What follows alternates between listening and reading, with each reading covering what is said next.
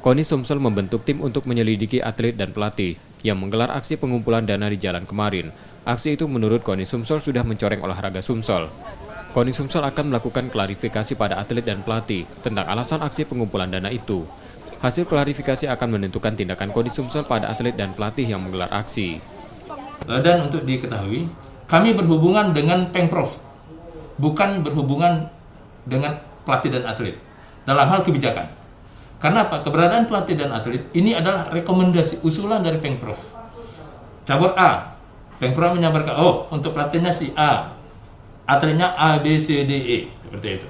Nah, kami tentu akan kembalikan, kalaupun nanti pada kebijakan akhir bahwa ada sanksi, kami akan ajak Pemprovnya, mari kita musyawarah bersama-sama, kita evaluasi sama-sama, apa langkah yang akan kita lakukan sebagai bentuk. Tapi yang jelas, kami tidak ingin hal seperti ini terulang lagi.